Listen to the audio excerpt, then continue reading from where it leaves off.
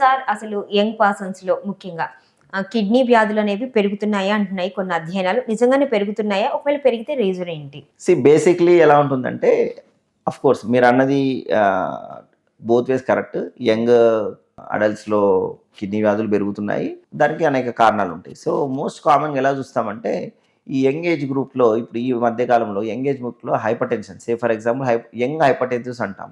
అంటే 35 years age group లోపు వాళ్ళకి బ్లడ్ ప్రెషర్ ఉందంటే యంగ్ హైపర్‌టెన్సివ్ అంటాం.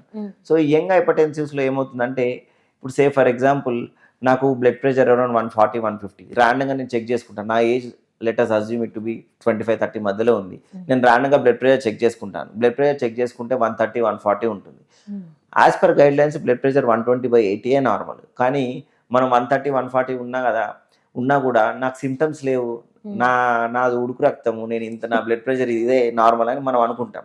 అనుకోని చాలా మంది నెగ్లెక్ట్ చేస్తారు. అది రేపటి నాడు 160, 170 వరకు కూడా వెళ్తుంది. వెళ్ళిన తర్వాత కూడా చాలా మంది నెగ్లెక్ట్ చేస్తారు. ఏంటంటే నాది బ్లడ్ ప్రెషర్ పెరుగుతుంది. సో, అంటే 160, 170 ఉన్నా that is normal to me because I'm not having any symptoms. నాకు లక్షణాలు ఏం లేవు. నాకు తలనొప్పి రావట్లేదు. నాకు కళ్ళు తిరగట్లేదు. సో, నాకేం లక్షణాలు లేవు కాబట్టి నా బ్లడ్ ప్రెషర్ నార్మల్ ఉంటాం. కానీ ఈ యంగ్ హైపర్‌టెన్సివ్స్‌లో ప్రైమరీ ప్రాబ్లమే కిడ్నీలో ఉంటుంది. సో, కిడ్నీ ప్రాబ్లం వల్ల ఈ హైపర్‌టెన్షన్ వస్తుంది. బట్ మనం కిడ్నీ ప్రాబ్లమ్‌ని ఇగ్నోర్ చేస్తాం. సో, వీళ్ళందరూ ఏమవుతుందంటే యంగ్ ఏజ్ గ్రూప్‌లో డైరెక్ట్‌గా కిడ్నీ ఫెయిల్యూర్‌తో ప్రెజెంట్ అవుతారు. ఎప్పుడు ఈ బ్లడ్ ప్రెషర్ కొన్ని సంవత్సరాలు హయ్యర్ సైడ్ ఉండి ఇక్కడ మొదటి దశలో ఎప్పుడైతే బ్లడ్ ప్రెషర్ హై ఉందని నాకు డిటెక్ట్ అయిందో ఆ టైంలో నాకు క్రియాటిన్ 1.5, 1.5, 2 ఉంటుంది. నేను అప్పుడు దాన్ని పట్టించుకోను. ఎందుకంటే నాకు బ్లడ్ ప్రెషర్ నాకు లక్షణాలు లేవు కాబట్టి. నా బ్లడ్ ప్రెషర్ అట్లనే కొన్ని సంవత్సరాలు అలాగే హయ్యర్ సైడ్ ఉందనుకోండి, నేను 25 ఇయర్స్ నుంచి 30 ఇయర్స్ వచ్చేసరికి నా క్రియాటిన్ చూస్తే 9, 10 ఉంటుంది.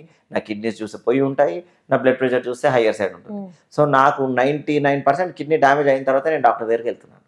సో, యంగ్ ఏజ్ గ్రూప్‌లో హైపర్ టెన్షన్ని నెగ్లెక్ట్ చేయడం వన్ ఆఫ్ ద ఇది రిలేటివ్లీ కామన్ ఫ్యాక్టర్. ఇప్పుడు ఈ మధ్య కాలంలో కొన్ని young kidney diseases because of genetic reasons చూస్తున్నాం అనమాట. ఇప్పుడు మనం ఉద్దానం ఆ మధ్య కాలంలో మనం ఇప్పుడు శ్రీకాకుళం డిస్ట్రిక్ట్ ఉద్దానం ఏరియాలో మనం ఒక విలేజ్కి వెళ్తే ఒక్కొక్క విలేజ్లో నలుగురు నుంచి 4 to 5 పేషెంట్స్, ఇన్ఫాక్ట్ కొన్ని విలేజ్లో 10 to 20 పేషెంట్స్ ఒకటే విలేజ్లో. అంటే ఈ ఒక మండల్ చూస్తే వందల సంఖ్యలో డయాలసిస్ పేషెంట్స్ చూస్తున్నాం. అందులో ప్రధానంగా 80 to 90% 40 ఏళ్ళ లోపు వాళ్ళనే చూస్తున్నాం.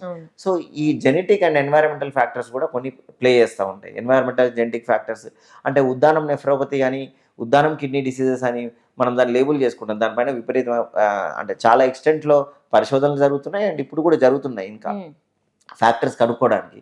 బట్ దాంట్లో ఈవెన్షియల్గా ఆఫ్ లేట్గా అంటే ఈ ఇన్వెస్టిగేషన్ చేస్తూ minute changes like environmental changes అక్కడ ఏరియాలో ఈ బ్లడ్ మన వాటర్ సిలికా కంటెంట్ ఎక్కువ ఉందో, సాయిల్ ఏమైనా చేంజెస్ ఉన్నాయని కూడా పరిశోధనలు జరుగుతూ ఉన్నాయి.